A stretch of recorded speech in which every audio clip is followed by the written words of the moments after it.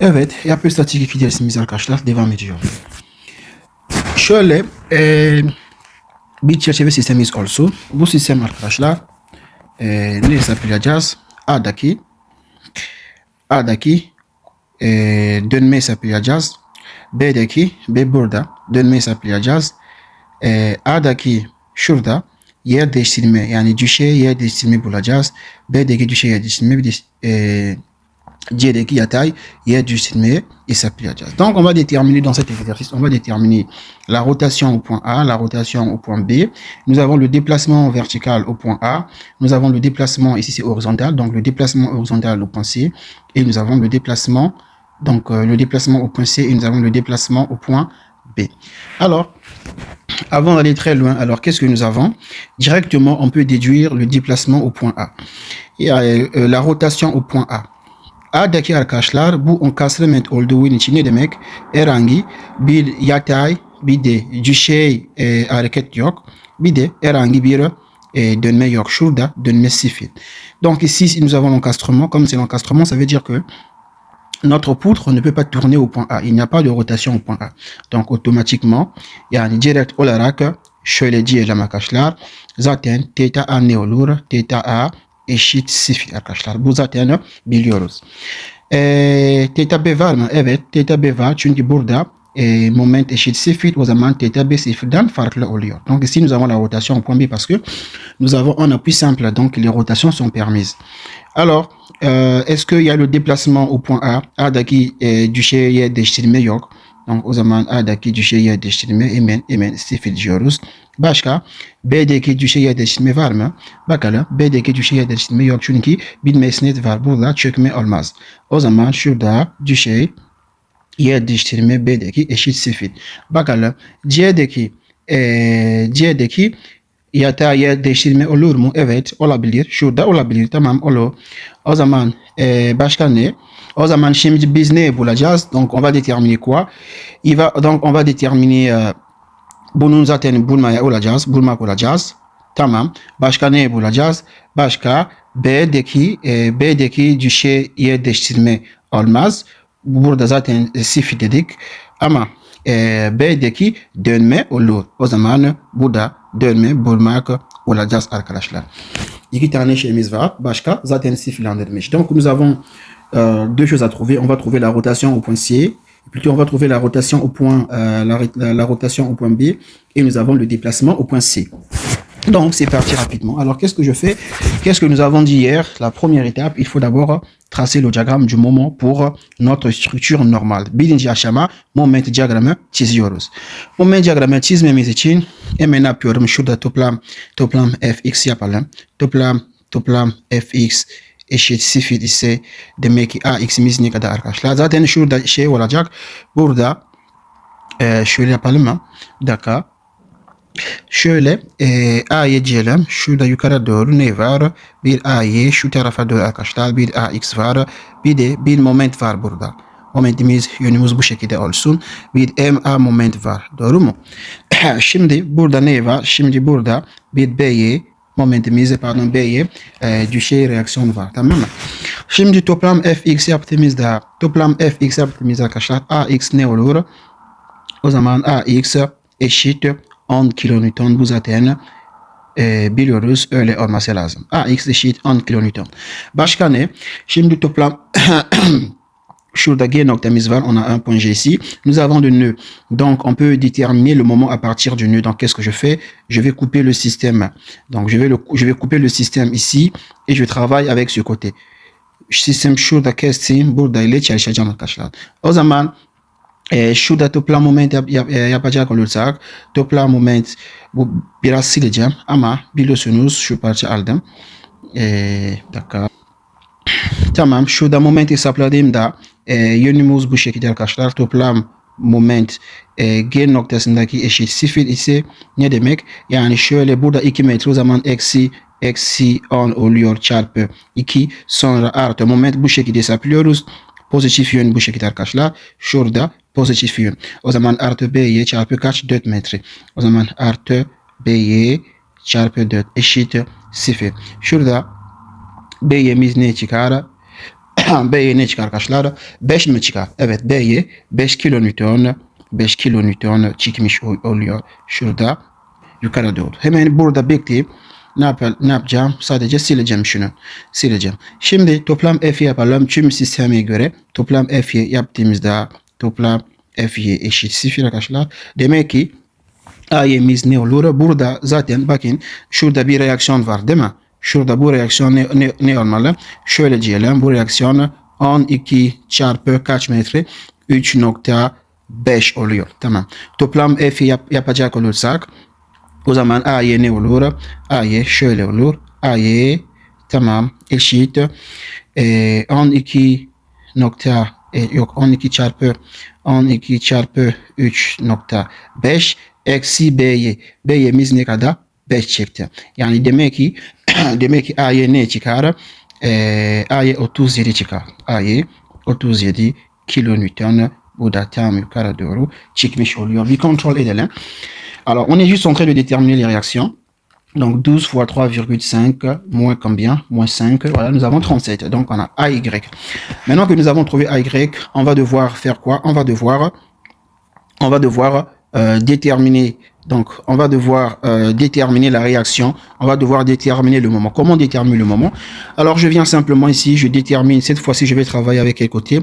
Je vais travailler avec ce côté-là, n'est-ce pas? Je travaille avec ce côté et je vais calculer le moment ici à partir du point G. Yani şimdi şu parça alalım. Moment burada hesaplayacak. Momentimiz G noktasındaki toplam moment, G noktasındaki toplam moment eşit 0 ise demek ki şöyle, moment bu şekilde döndürecek, momentimiz bu şekilde, bu pozitif yönü kabul edeceğiz. O zaman MA bir pozitif moment oluyor, yani MA var, MA artı 12 çarpı kaç metre çarpı 3.5 çarpı şuradaki mesafe 3.5 bölü 2. Yani çarpı 3.5 bölü 2. Başka ne? Başka A'yı. O zaman eksi A'yı. Doğru mu? Eksi mi olacak? Evet. Eksi A'yı. Eksi A'yemiz ne kadar bulduk? A'yı 37 mi bulduk? Tamam. A'yı 37 yani eksi 37. Tamam. Çarpı kaç? Çarpı 3.5. Bu mesafe 3.5 oluyor. 3.5 oluyor. Bunun eşit 0 arkadaşlar. O zaman şöyle MA çektiğimizde MA ne çıkar? 56 kilonewton metre çıkmış olmuş. Bu ne arkadaşlar? Bu MA. Şurada A7 şu tamam fark etmez.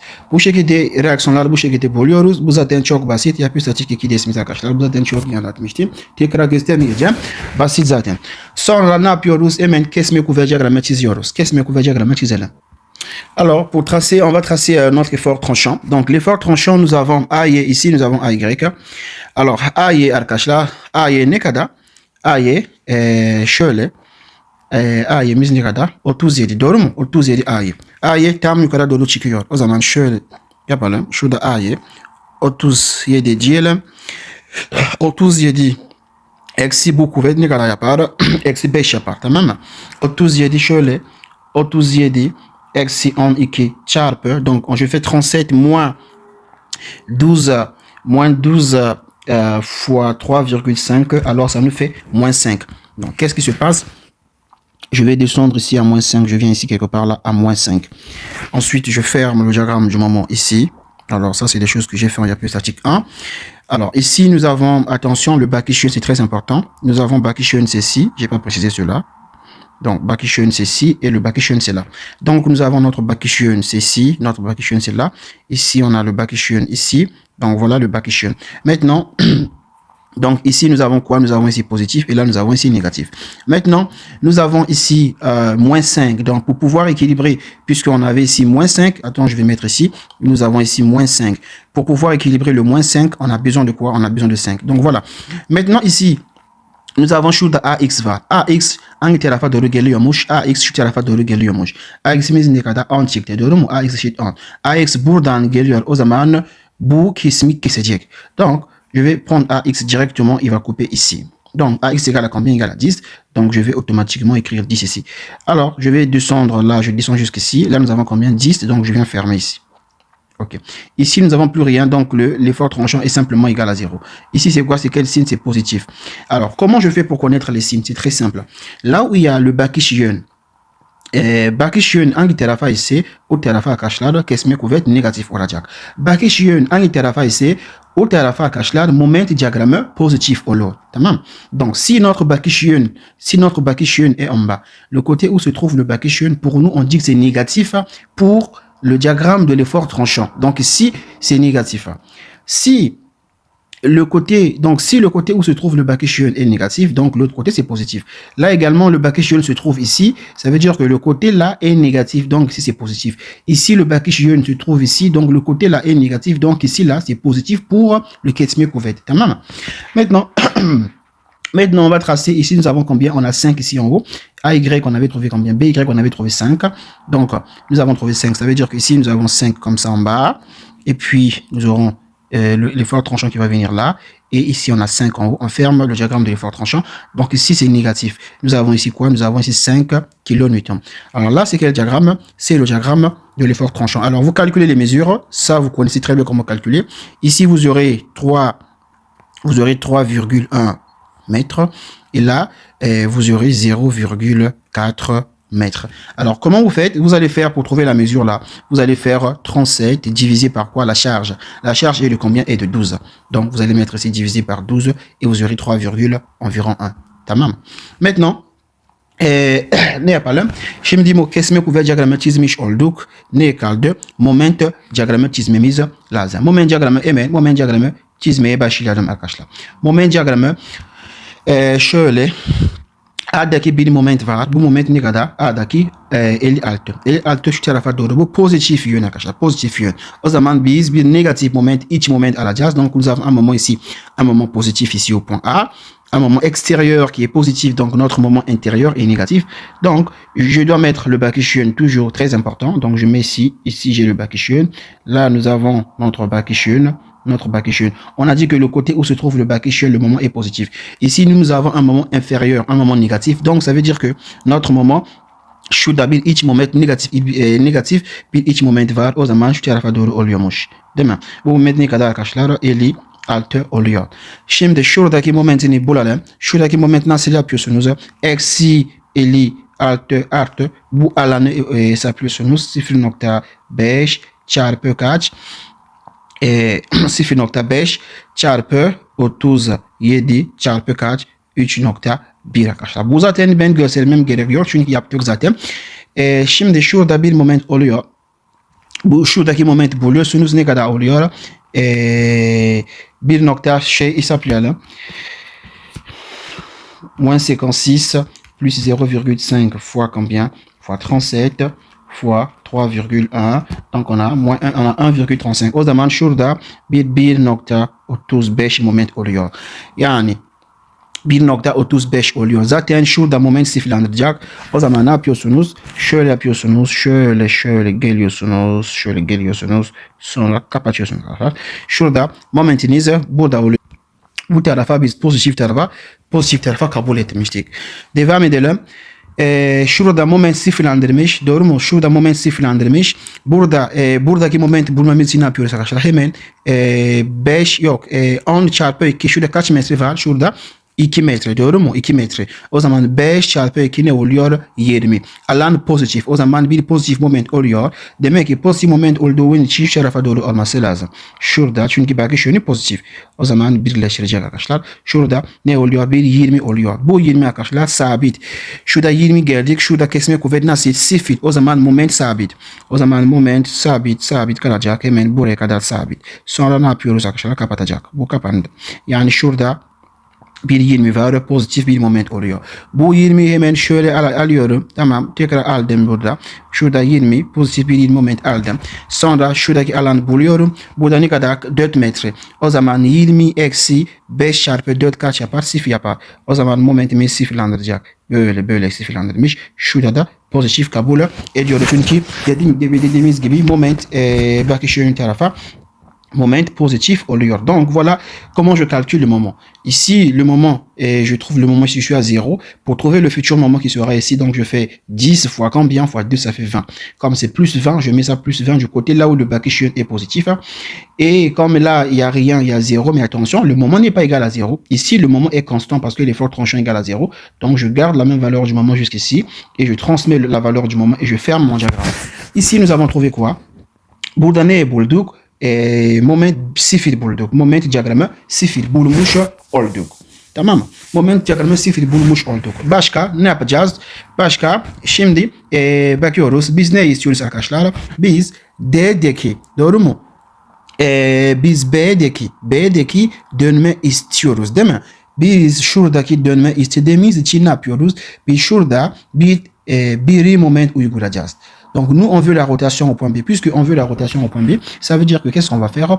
Ça veut simplement dire que nous allons appliquer un moment unitaire ici au point B. Le sens du moment, vous prenez le sens du moment, sens positif de la résistance des matériaux. Donc, voilà, on va maintenant appliquer le moment. Alors, pour appliquer, donc, pour trouver le moment, donc, qu'est-ce que je fais, les amis? Je vais appliquer le moment ici. Şurada bir tekil moment uygulanıyorum. Şöyle, bu moment, yani bir kilonewton metre diyelim. Niye? Çünkü biz B'deki dönme istiyoruz. O zaman bir tekil moment uygulayacağım.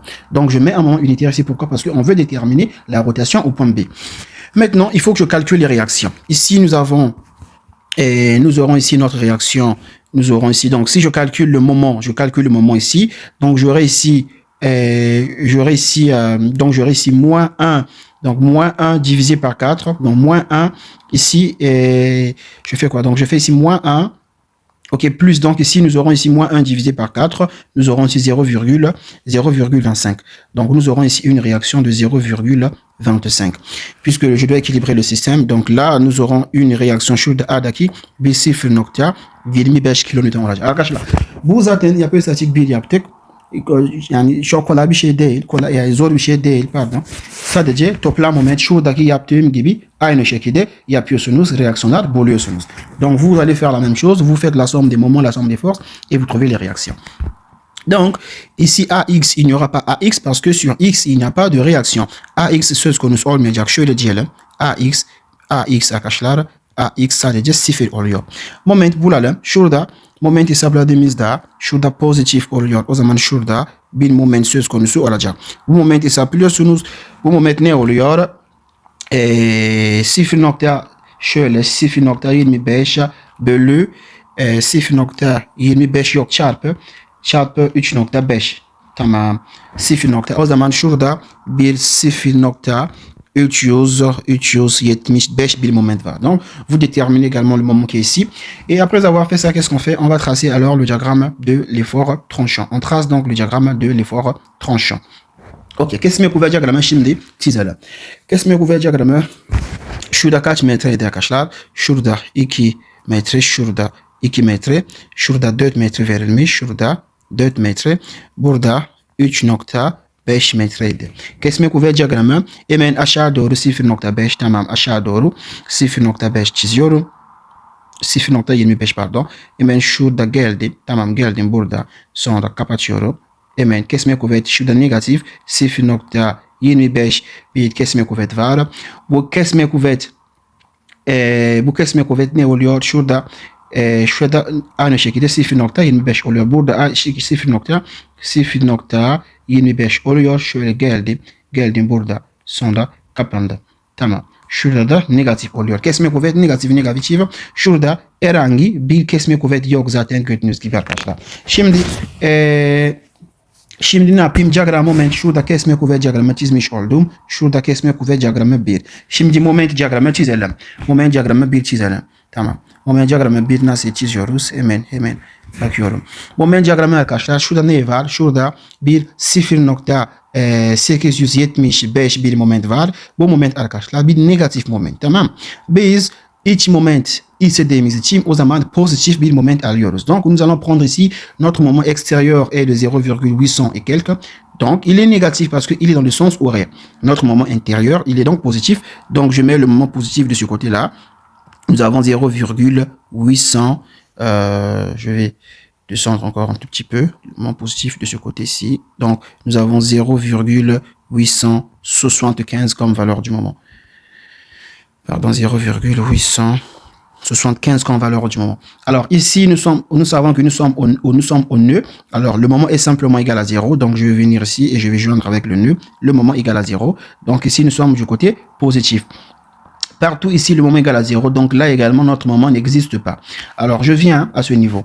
Ici, nous avons quoi? Alors, ici, nous avons un moment de combien? On a ici un moment de combien? Dans le sens horaire, nous avons un moment extérieur de combien? Bir diş moment var burada. 1 kilonewton metre. Bu diş olduğu için bizimki iç moment negatif bir moment oluyor. Değil mi? Bir negatif moment oluyor. O zaman şöyle yapıyorum. Şurada bir negatif moment yazıyorum, sonra kapandım. Bu şekilde oluyor. Şurada arkadaşlar negatif bir moment. Bu neye çizdik? Bu moment diagramı bir çizmiş olduk. Donc, la première étape, qu'est-ce qu'on a dit? On va d'abord tracer, voici notre poutre. La première étape, il faut d'abord tracer le diagramme du moment normal sans modifier quoi que ce soit. Et c'est le diagramme que nous traçons ici. La deuxième étape, il faut alors voir quelle est la question qui nous a été posée. La question, par exemple, ici, c'est de déterminer la rotation au point B. Donc, je vais enlever toutes les charges qui existent sur ma structure et je viens au point B, je vais mettre un moment unitaire ici de 1. Pourquoi? Parce que on me demande de déterminer la rotation au point B. Lorsqu'on demande de trouver la rotation, on met un moment unitaire de 1 kN/m. Si on me demande, par exemple, de trouver le déplacement vertical, à ce moment, on va mettre une force verticale. Mais si c'est la rotation, on met un moment, n'est-ce pas? Ok. Şimdi gidelim arkadaşlar. Biz ne dedik? Biz şuradaki moment yazdığımız için arkadaşlar ne yapıyoruz? Hemen moment yazdığımız, şurada moment koyduğumuz için demek ki biz dönme buluyoruz. O zaman diyelim. Ne olurmuş? O zaman şurada theta b oluyor. Theta b eşit integral, değil mi? İntegral m0 birinci moment diyagramı çarpı m1 ds oluyor. Şimdi bakalım. Şimdi kaç tane şeyimiz var? Şurada bir AG var. Şurada bir GD var. Şurada bir DC yani DB var. Kaç tane oluyor? Moment nerede şeydi? Tamam. Şurada kaç tane şey var? 3 tane. AG, GD bir de DB var. Yani ne demek? Şimdi bu integral 3 tane integral olacak. Yani şöyle moment diyagramı A bir de G arasındaki yani çarpımı DC değil mi? Artı şimdi neye kadar? G yani G bir de D arasındaki moment M1 M0 DC oluyor. Artı moment diyagramı DB arasındaki yani DB M0 M1 DC oluyor. Bu şekilde hesaplıyoruz. Ama bakın arkadaşlar. Donc ici, le diagramme du moment, comme on a fait dans l'autre vidéo, là-bas on avait seulement une seule travée. On avait simplement une seule branche, donc on n'avait qu'une seule branche à multiplier. Mais par contre, ici vous remarquerez que nous avons combien de branches? On en a 3 branches. On a ici la branche AG, la branche GD et la branche DB. Donc on doit multiplier la valeur du moment qui est ici, le diagramme du moment qui est ici, par le diagramme du moment qui est là. Le diagramme du moment qui est ici par également le diagramme du moment qui est ici. Le diagramme du moment qui est ici également par le diagramme du moment qui est ici. On va multiplier chaque branche par elle-même, n'est-ce pas? Donc, o zaman şöyle diyelim. Zaten moment diyagramı GD ne oluyor? Moment diyagramı GD 0 oluyor değil mi? Çünkü şöyle bakın arkadaşlar. Şurada GD var. Tamam. GD var. Tamam. Şöyle alalım. Şöyle bir alalım.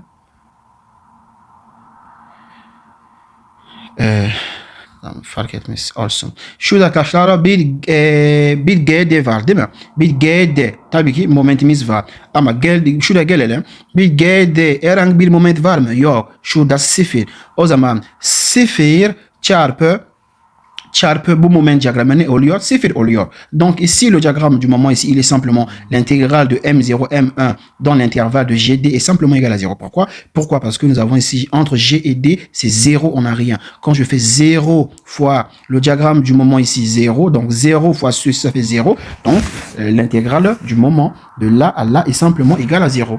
Maintenant, qu'est-ce qu'on va faire maintenant? On va s'intéresser maintenant à déterminer le diagramme du moment dans AG et dB. Donc, on va venir ici. Donc, on va maintenant déterminer, alors, le diagramme du moment, l'intégrale, on va déterminer, alors, cette intégrale entre A, G, n'est-ce pas? AG, M0, M1 et nous avons aussi DS. Alors, ça serait égal à quoi? Je vais recopier, donc ça serait égal au diagramme du moment. Je vais prendre le diagramme du moment entre AG fois le diagramme du moment également ici entre AG. Alors, je fais quoi? Ici, qu'est-ce qu'on avait? Alors, on va recopier ça vite fait. Alors, voici le diagramme du moment M1 qu'on a tracé à peine et le diagramme du moment M0, le premier diagramme du moment normal qu'on avait tracé. Donc, je vais multiplier les intervalles, l'intervalle là et cet intervalle. Şurada M sıfır ne oluyor burada? Hemen çizelim arkadaşlar. Evet. Çarpımı arkadaşlar bu şekilde oluyor. Donc, j'ai pris le diagramme du moment, ce diagramme du moment qui est ici, c'est ce que j'ai reproduit là, plus, fois çarpı bu moment diyagramı A, G noktaları arasındaki arkadaşlar. Bakın biz bu şekil arkadaşlar karışık bir şekildir. Bunun bize tablodaki yok. Tamam mı? Bunun tablodaki yok. O zaman ne yapıyoruz arkadaşlar? Şöyle yapıyoruz. Alors, cette forme-là, nous avons une forme complexe ici. Cette forme n'existe pas dans le tableau. Cette forme dans le tableau, elle n'existe pas. Donc, qu'est-ce qu'on fait? Alors, si on vient dans le tableau, qu'est-ce que nous verrons? Dans le tablodaki arkadaşlar ne var? Sadece bir parabol var. Evet, bir parabol var. Tamam. Bir de bir üçgen var. Bir üçgen. Ama şöyle gibi bir diyagram, şöyle gibi öyle bir diyagram tablodaki arkadaşlar yokmuş. Değil mi? Bu öyle bir diyagram tablodaki yok. Baktığınız gibi, gördüğünüz gibi şurada herhangi bir benzer bir diyagram yok burada. Tamam. O zaman biz ne yapıyoruz? Biz bir değişiklik yapıyoruz. Donc, on va faire une transformation pour pouvoir retrouver les valeurs ou encore les formes classiques du tableau. Qu'est-ce que je fais? Alors, je viens simplement ici. Lorsque nous avons cette forme, alors, not veriyorum. Not, evet. Not veriyorum arkadaşlar. Bizde öyle bir şey varsa, mesela, alors not olarak arkadaşlar, biz şöyle bir karışık diagramme varsa bizde. Si nous avons une forme, par exemple des formes de diagrammes comme ça qui sont assez complexes, parce que si vous regardez dans le tableau, on n'a pas ces formes-là. Ce sont des formes complexes que nous n'avons pas dans notre tableau. Donc, qu'est-ce qu'on va faire? Alors, on va faire ceci. On va décomposer donc ces formes à ce que nous puissions avoir des formes assez faciles, utilisables ou manipulables dans notre tableau. Donc, qu'est-ce que je fais? Ne yapıyoruz arkadaşlar? Biz bu diagram işleri böleceğiz. O zaman şöyle burada ne oluşturacağız? Bir üçgen olur. Değil mi? Şurada bir üçgen olacak. Bu üçgen zaten yukarıda olduğu için negatif oluyor. O zaman şurada bir üçgen çizelim. Şurada bir üçgen çizelim arkadaşlar. Değil mi? Şöyle olmadı. Orada bir üçgen çizelim. Sonra şurada geliyoruz. Tamam, burada geldi.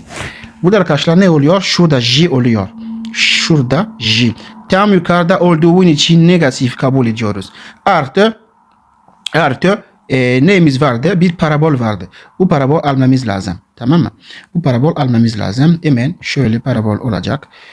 Bir de bir parabol söz konusu olacak. Bu parabol tam aşağı doğru olduğu için hemen pozitif kabul ediyoruz. Şimdi parabol hangisi, şuradaki diğer hangisi alacağız arkadaşlar? Dikkat et. J almayacağız. Maksimum diğeri almamız lazım. O zaman şurada diğeri parabol olduğu için Q L kare bölü 12 diyoruz. Tamam. Burada Q L kare bölü 12 olması lazım. Şimdi gelelim. Bu şekilde ise ne yapıyoruz? Hemen bir üçgen oluşturuyoruz. Mesela şuradaki bir üçgen oluyor, değil mi?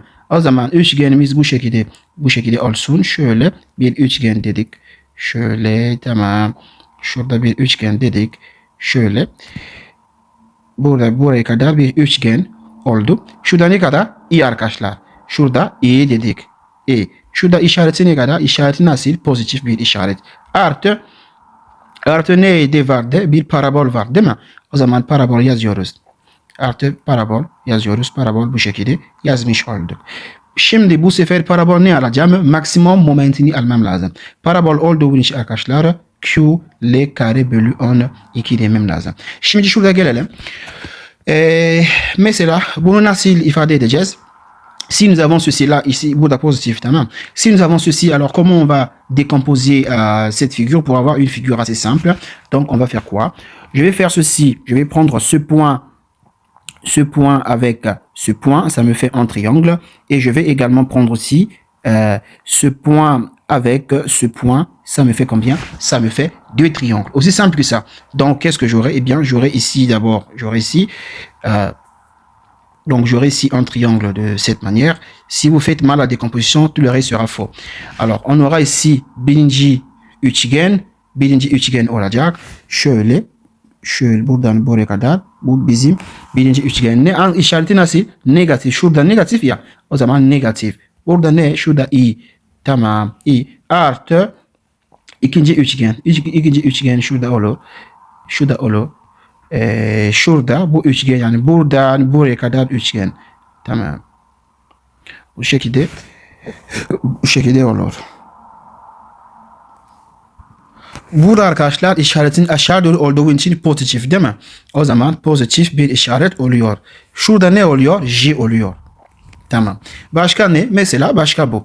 Burada arkadaşlar nasıl gibi olabilir? Bunun şöyle gibi bölüyoruz. Buradan buraya kadar getiriyorum.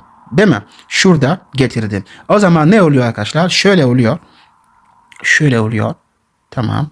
Şurada bir de yukarı doğru. Tamam. Bir trapez oluyor. Trapez gibi oluyor. Şöyle gibi oluyor. Şurada ne olacak? I olacak. Şurada I olacak. Şurada J olacak. İşaret nasıl? İşaret negatif oluyor arkadaşlar. Artı bunun yani. Bu bir parabol değil mi? O zaman şu parabol yazmam lazım. Parabol şöyle şurada şöyle yapayım mı? Şöyle buraya gelecek. Tamam, şurada bir parabol var. O zaman parabol yazmamız lazım. Şurada yukarıda olduğu için bu da negatif arkadaşlar. O zaman şurada QL kare bölü 12 dememiz lazım. Hemen burada gelelim. Mesela bunun isteğini nasıl gibi yapalım? Si nous avons une forme comme ça, comment on va décomposer cette forme? Alors, je décompose la forme. Je prends ça, j'emmène ça ici, n'est-ce pas? Et je prends ceci, j'emmène ça également ici. Donc, je fais en sorte, donc j'aurai ici, de là à là, j'aurai un triangle complet. Et de là à là, j'aurai un triangle complet. J'aurai plus une parabole, la parabole là. Donc, o zaman, şurada birinci üçgen şöyle oluyor. Birinci üçgen şöyle oluyor arkadaşlar. Tamam. Oldu. Gördünüz mü? Yani şu üçgen aldık. Bu üçgen negatif işaretini çünkü yukarıda negatif yazdım. Aşağı doğru bir üçgen var. Tekrar bu üçgen alıyorum. Değil mi? Aşağı doğru işaretini pozitif, o zaman pozitif oluyor. Sonra bir parabol varmış. Bu parabol almam lazım. Ne oluyor? Parabolun QL karesi bölü 12. Her zaman öyle dememiz lazım. Başka mesela bu. Bu arkadaşlar nasıl böleceğiz? Comment on va faire pour décomposer cette figure afin d'avoir une figure simple? Donc je fais ça avec ça. N'est-ce pas?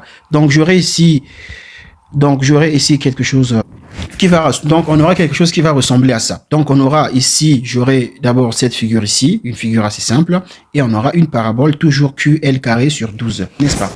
Yani arkadaşlar biz mantık bu şekilde diyagramları arkadaşlar bu şekilde bölüyoruz.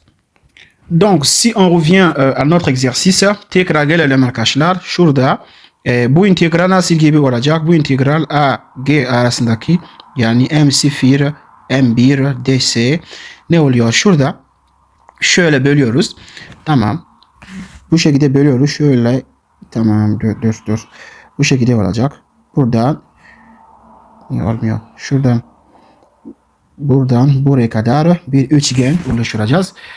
O zaman şöyle bir üçgen oluyor. Değil mi? Bir üçgen. Şurada 56 idi. Şurada 56 yukarı doğru negatif. Değil mi? Şurada noktalarımızı yazalım. Şurada A, şurada G. Mesafe ne kadar? 3.5 metreydi. Artı şöyle bir parabol oluyor.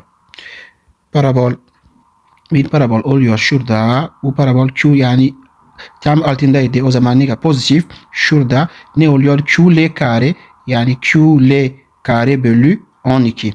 QL kare bölü 12 ne demek? Yani Q'muz ne kadar? Yük demek. Bakalım yükümüz ne kadar arkadaşlar? 12. Q eşit 12. L ne kadar? 3.5. O zaman Q ne kadar? 12 çarpı 3.5 5 karesi bölü L bölü 12. Şurada 12 yazdığımızda arkadaşlar ne çıkar? 12.25 çekmiş. O zaman şurada pardon 12 miydi? Evet şurada 12 çıkıyor. 12.25 çıkar. Tamam. Bu ne yazdık? Bu sadece bunun yazdık. Sadece bunun yazdık. Başka ne kaldı? Çarpı bunun. O zaman şöyle diyelim. Şöyle diyelim. Tamam. Çarpı bu. Çarpı bu diyelim. O zaman çarpı bu üçgen. Çarpı bu üçgen arkadaşlar. Tamam. Şöyle. Evet. Bu üçgen almadım. Bu üçgen ne kadar? Şurada 0 nokta. Bu M1 0.875. O zaman şurada 0.875 pozitif. Şurada pozitif. Şurada arkadaşlar. Bu da 0.875. Burada arkadaşlar. Bu da AG oluyor. Şurada AG oluyor. 3.5. Şurada da AG arkadaşlar. 3.5 oluyor. Tamam mı? Şimdi iki tane bu çarpı bu.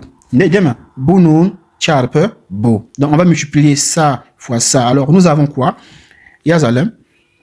Alors nous avons quoi? Nous avons un triangle fois un triangle. Alors il faut vérifier les côtés, n'est-ce pas? Le triangle ici, son côté adjacent, son côté opposé à cet angle se trouve ici. Donc le côté là et le côté là se trouvent sur le même côté, n'est-ce pas? Donc qu'est-ce que je fais? On a ici un triangle et nous avons un triangle. Toujours pour multiplier un diagramme de moment par un autre, il faut obligatoirement avoir la même mesure. Si là on a 3,5, c'est que là également on doit avoir 3,5. Si vous avez des mesures différentes, on ne peut pas multiplier. On ne pourra pas faire la multiplication, il faut faire une transformation. Donc je vais faire ce diagramme fois ce diagramme. Donc triangle fois triangle. On va voir dans le tableau. Alors triangle fois triangle, c'est 1 sur 3 LIK. Triangle fois triangle égale à quoi? Şurada. Triangle fois triangle est égal à quoi? Est égal à 1 sur 3. Şöyle bir bölü 3 L çarpı I çarpı K. Değil mi? 1 bölü 3 L çarpı I çarpı K. O zaman şurada gelelim arkadaşlar. Burada negatif, şurada pozitif. Ama bakın farklı ise. Mesela şurada farklı ise mesela. Donc je donne un exemple. Si on avait par exemple une figure comme ça. Ici on avait par exemple 56 fois par exemple un triangle comme ça. Par exemple ici on a 0,875 arkadaşlar. Bu ifade buradan farklı oluyor. Niye? Çünkü biz şurada ne var? Şurada ne var? Şu üçgen var. Bizimki şurada 56 var. Çarpı ne? Çarpı şu üçgen var. Doğru mu? 0.875 var. Bu da pozitif. Şurada negatif. Arkadaşlar bu çarpımı buradan farklı. Niye? Bakın. Biz şu tarafa bakıyoruz. Biz bu tarafa arkadaşlar hangi tarafaydı? Bu şuradaki sağ tarafa, sol tarafa oluyor değil mi? Bu sol tarafa, bu da sol tarafa oluyor. Geldik. Donc on va vérifier. On va vérifier ici. Nous avons le triangle. Donc nous avons ici notre triangle.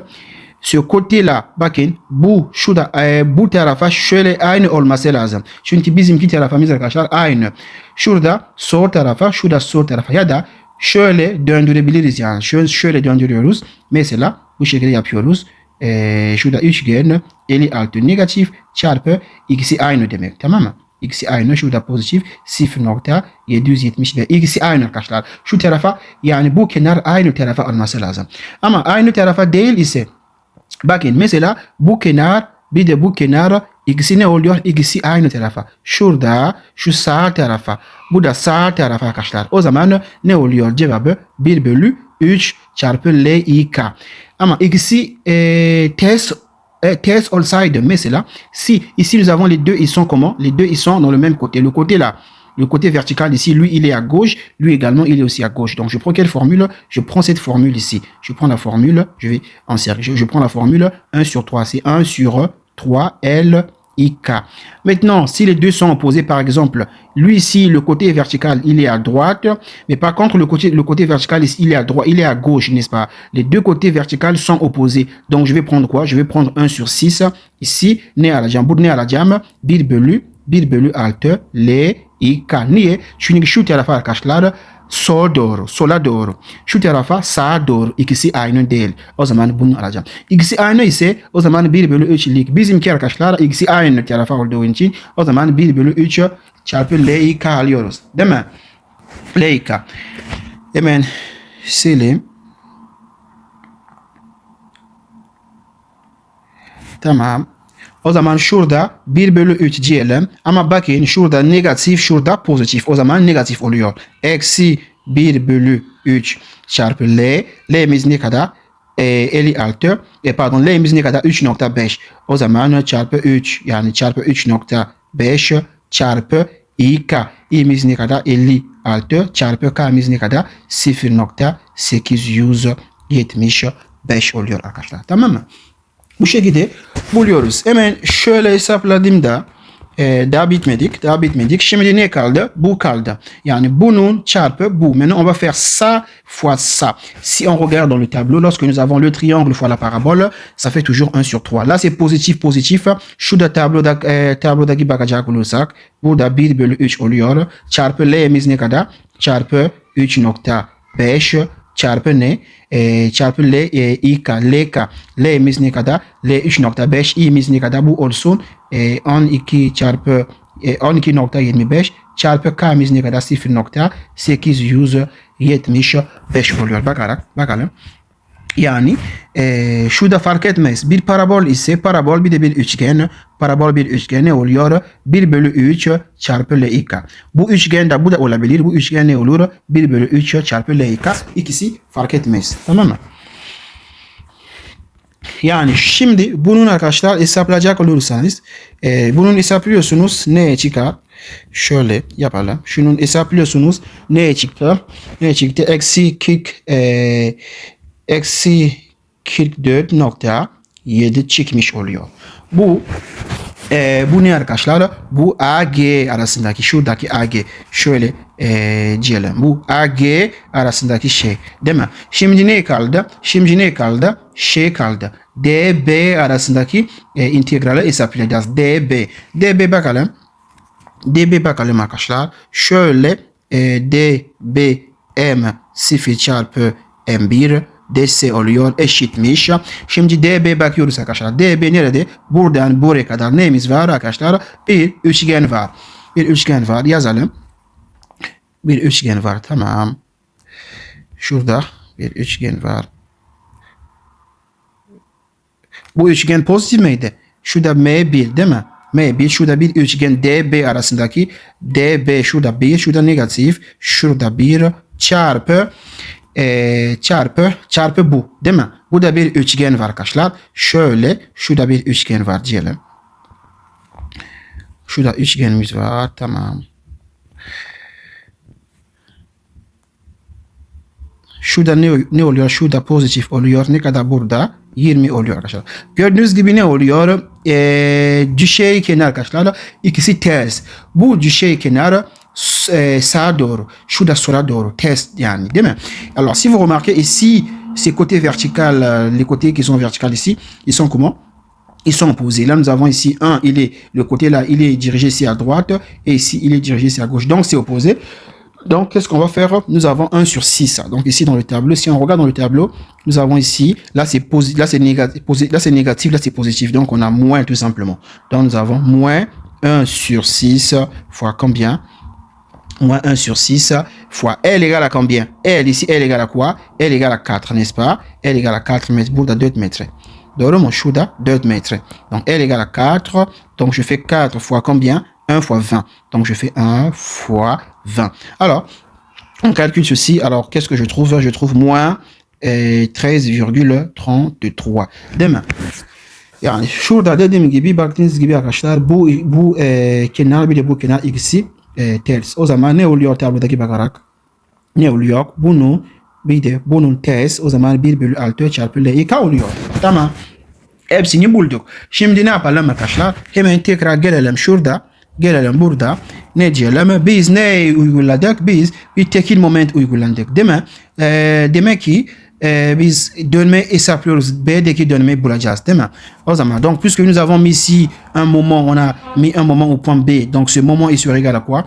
Et puis, on a mis un moment ici au point B. Ça veut dire qu'on est en train de calculer la rotation au point B, puisque nous avons introduit un moment unitaire au point B. Donc, voilà ce qu'on va dire. O zaman EI theta B'deki ne eşit arkadaşlar? Dediğimiz gibi eşit AG dedik.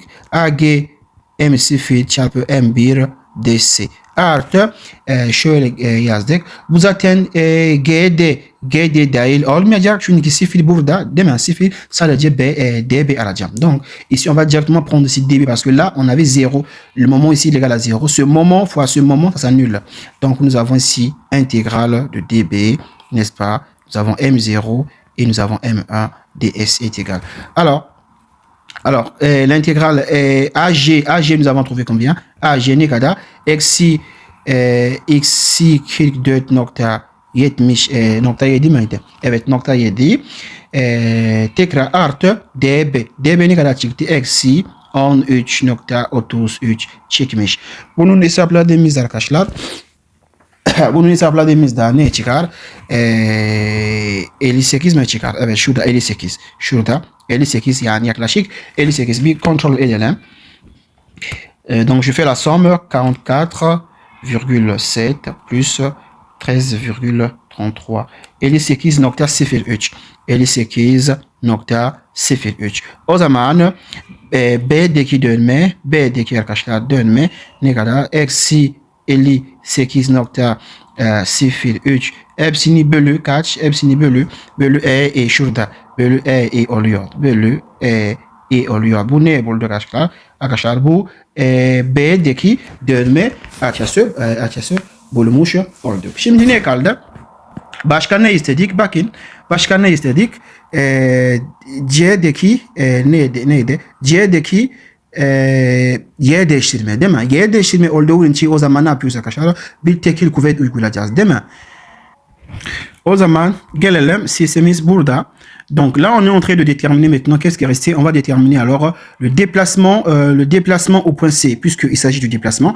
Qu'est-ce qu'on va faire? Alors, au point C, nous allons appliquer ici une force unitaire de 1 kN ici au point C, n'est-ce pas? Donc, je viens, on va appliquer cette force. Donc, on est au point C. Nous voulons donc le déplacement au point C.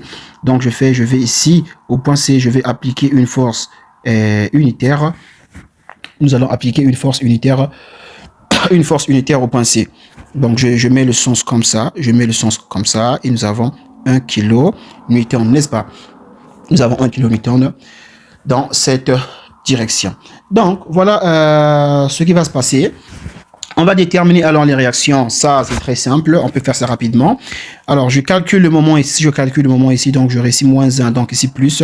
Donc, moins 2 ici plus. Donc, moins 2 divisé par 4. Ça va faire ici 0,5. Donc, j'aurai ici 0,5 comme réaction. Là, si j'ai 0,5, donc ici vers le bas, je dois avoir 0,5. Là, si j'ai 1 de ce côté, donc là également, je dois aussi avoir une réaction AY qui serait égale à 1 ici.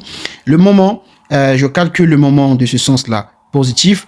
Donc ici, on aura un moment qui sera dirigé de ce côté. Et ce moment, il sera égal à quoi?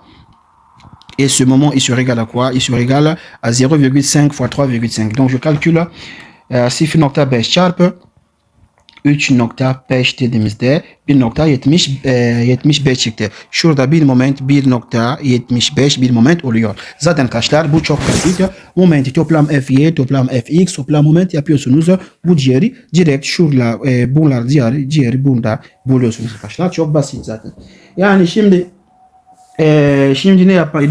ne yapıyorum şimdi arkadaşlar? Kesme kuvvet diyagramı çizmeye başlayacağım. Kesme kuvvet diyagramı hemen çizelim arkadaşlar. Kesme kuvvet diyagramı. Şurada 0.5 aşağı doğru indim. 0.5 aşağı doğru. 0.5 hemen şurada geldim. Tamam. Geldim burada arkadaşlar. Sonra kapatacak. Tamam. Burada ne oluyor? Şurada negatif mi oluyor? Şöyle bir sileyim bunu. Tamam. Şurada negatif oluyor arkadaşlar. Bakış yönü kesme kuvvet negatif değil mi?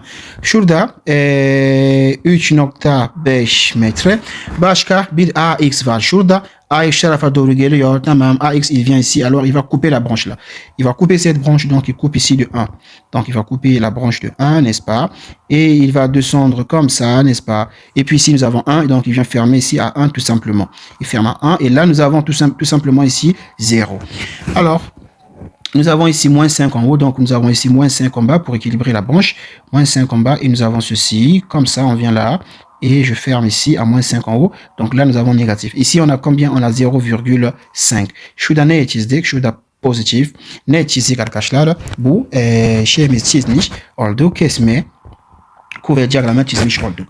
Başka ne çizelim şimdi? Moment diyagramı çizmeye başlayalım. Moment diyagramı çizelim arkadaşlar. Öncelikle şunun bir silim. Tamam. Tamam. Moment diyagramı çizelim. Moment diyagramı şurada neyimiz var arkadaşlar? Donc on va tracer le diagramme de şurada bir negatif moment, negatif bir dış moment var değil mi? O zaman iç moment pozitif oluyor. Pozitif dediğimizde şurada oluyor. Bakın şunu pozitif kabul ettik biz. O zaman sıfır, yok sıfır değil. Bir nokta şurada on a 1,75 puisque le moment extérieur est de moins 0,75. Pourquoi moins? Parce qu'il est dans le sens, parce qu'il est dans le sens horaire. Donc le moment intérieur, il est positif. Donc je mets ça positif ici.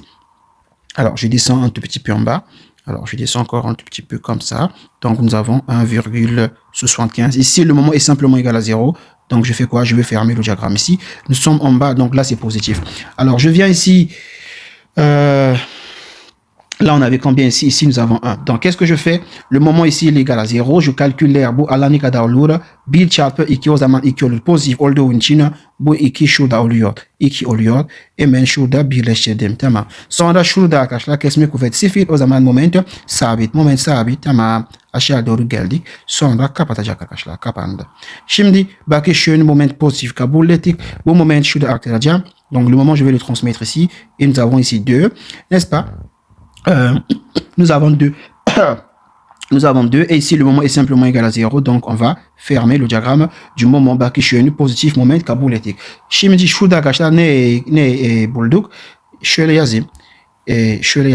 Burada moment diyagramı bulmuş olduk. O zaman biz C'deki bir tekil kuvvet uygulandığımız için ne demek? Biz yer değiştirme, C'deki yer değiştirmeyi bulmak olacak. Donc, puisque nous avons introduit ici une réaction unitaire au point C, une force unitaire, donc on sera en train de déterminer quoi? De déterminer le déplacement au point C. Donc, qu'est-ce que je dis automatiquement?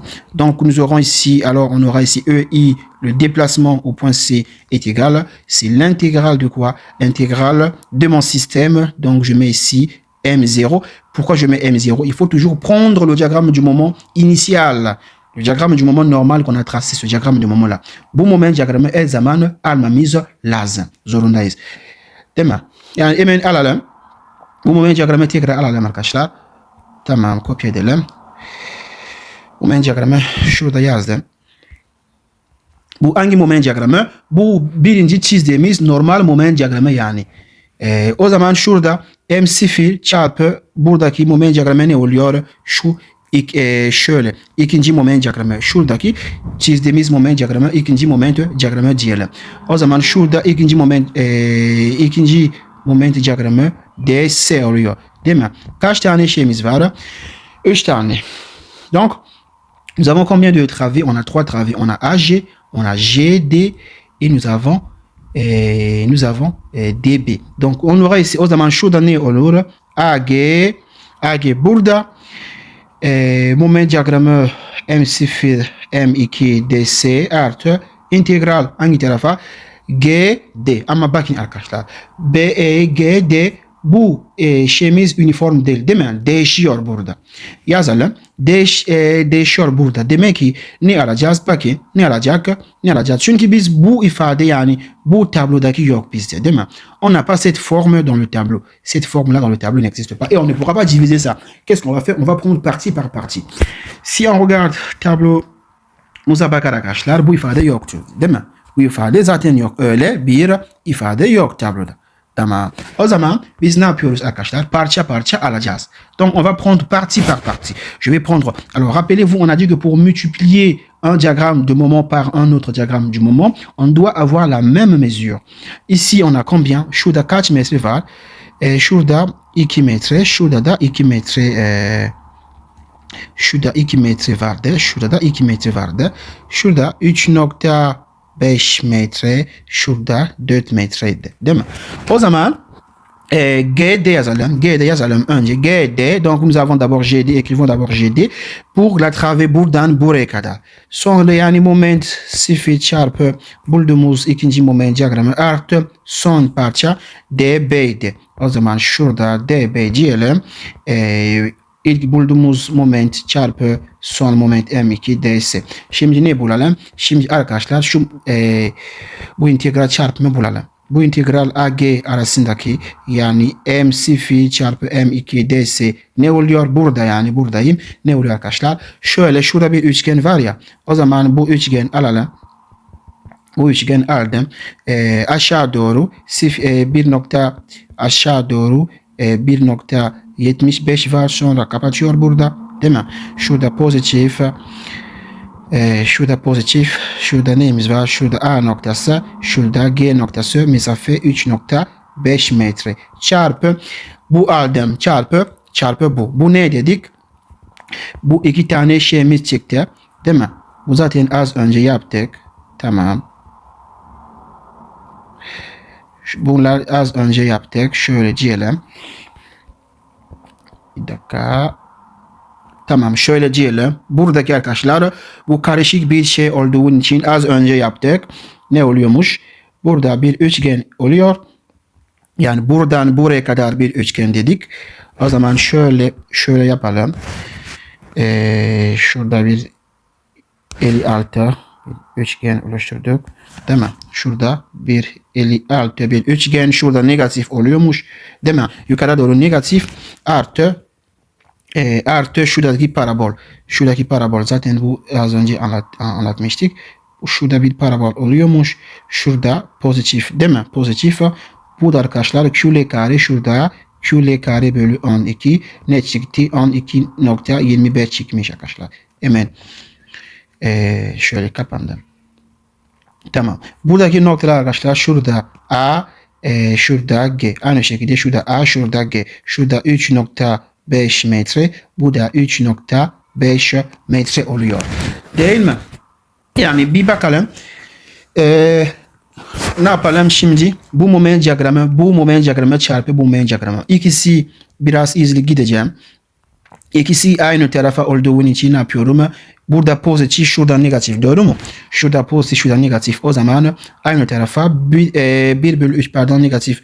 Pozitif çarpı negatif oluyor. 1 bölü 3 çarpı 3 çarpı L ne kadar? 3 yani çarpı L 3.5 çarpı 3.5 dedik. Çarpı ne? Çarpı şuradaki diğeri 1.75 çarpı 56 çarpı 56 artı bunun çarpı bu. O zaman artı bu bir üçgen bir de bir parabol olduğu için ikisi 1 bölü 3 verir. 1 bölü 3 çarpı L ne kadar? Çarpı 3.5 çarpı ne kadar? Çarpı 12 mi? Çarpı 3.5 çarpı 1.75 çarpı bu diğeri 12.25 çıktı değil mi? Yani hesaplayalım. Burada arkadaşlar hesapladığımızda şöyle integral AG idi.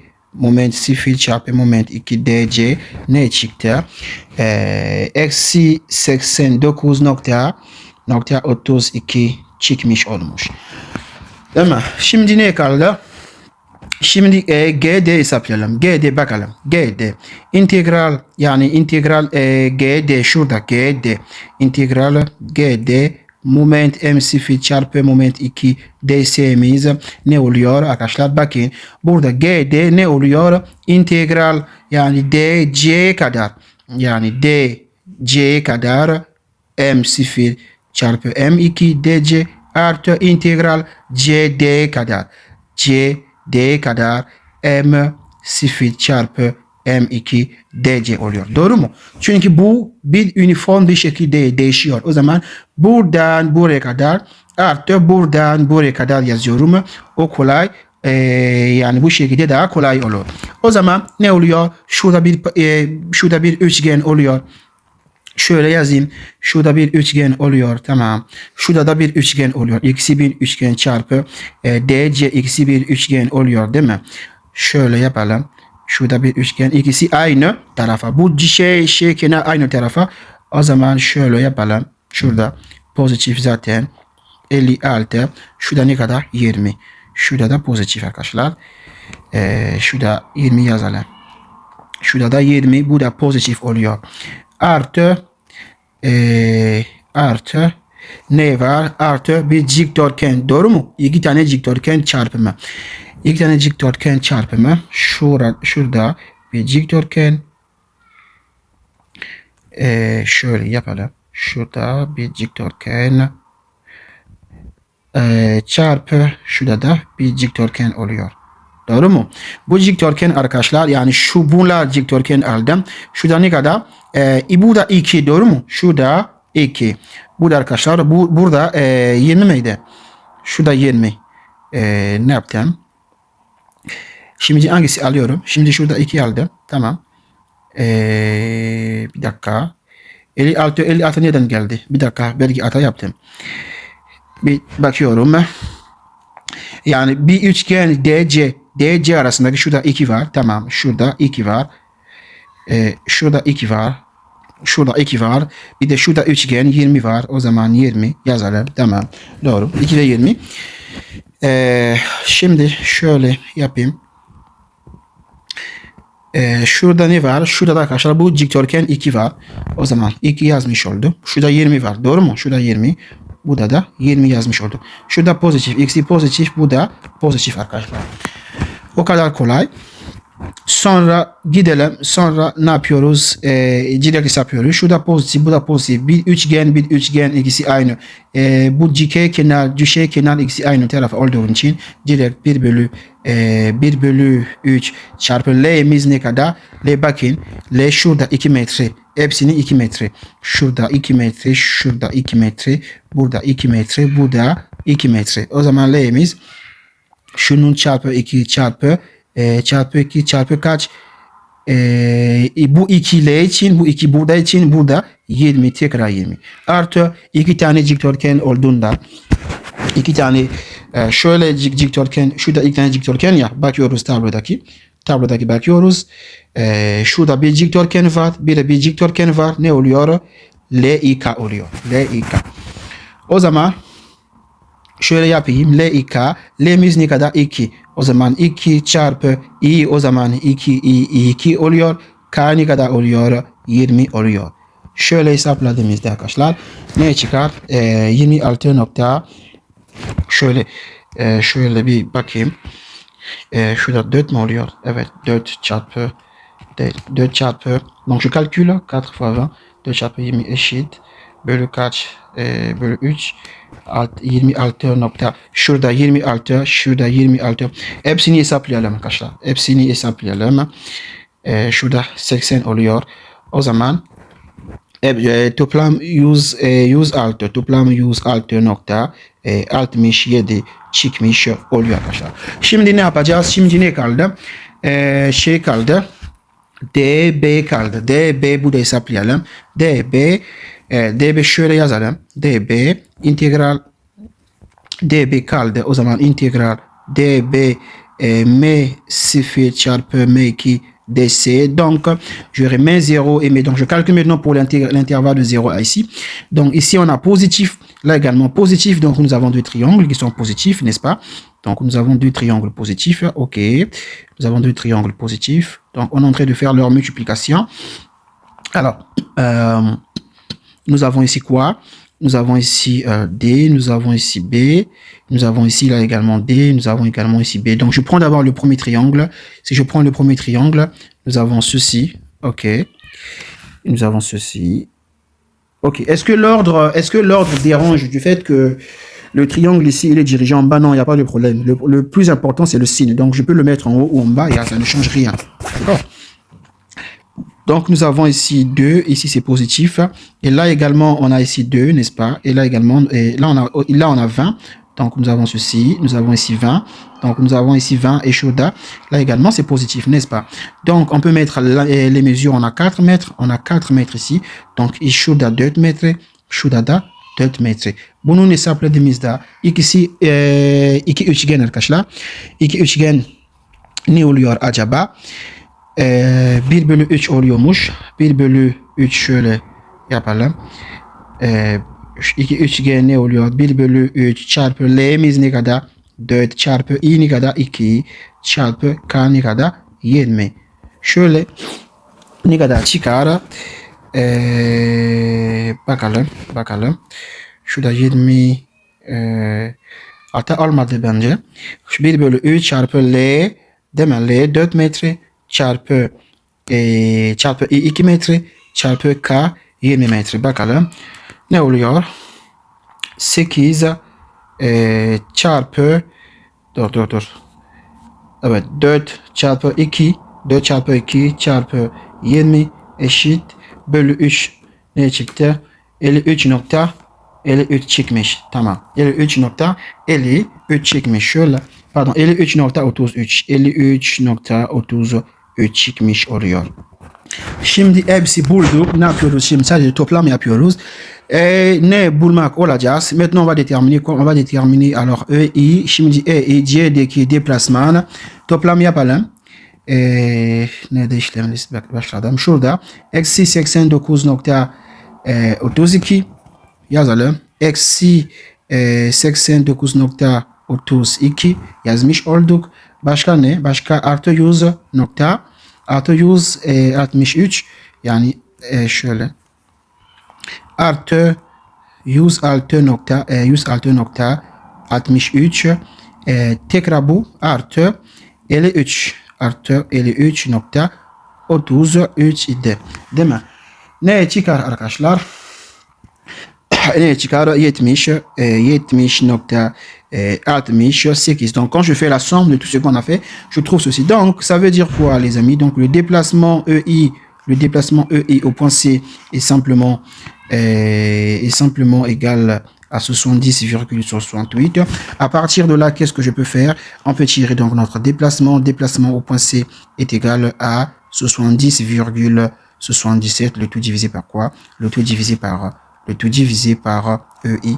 Voici comment je peux déterminer le déplacement. Alors, la vidéo a été très longue. On s'arrête par là. Donc, la première des choses qu'il faut comprendre, il faut être capable de pouvoir décomposer les figures. Alors, décomposer les figures, c'est les règles, ça fait partie des règles que j'ai expliquées juste en bas.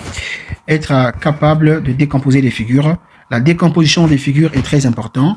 Lorsque j'ai telle figure, comment je vais décomposer? Lorsque j'ai telle figure, comment je vais décomposer? Lorsque j'ai telle figure, comment je peux la décomposer, etc. Ça, c'est le point le plus important. Lorsqu'on sait maintenant décomposer les figures, les amis, alors le reste c'est facile. Il faut savoir aussi que pour faire la multiplication d'une travée, donc d'une branche à une autre, il faut avoir les mêmes mesures. Si on n'a pas les mêmes mesures, il faut donc faire une manipulation ou décomposer la travée de telle sorte que nous puissions avoir les mêmes mesures sur les bases. Arkadaşlar, videomuz bu noktada diyorum. Bu bizim ikinci sorumuz dönme ve yer değiştirme hesabı olsun. İnşallah başka bir video yapmaya, anlatmaya çalışacağım size. Görüşürüz. Kendinize iyi bakın. Çalışmalar dilerim size.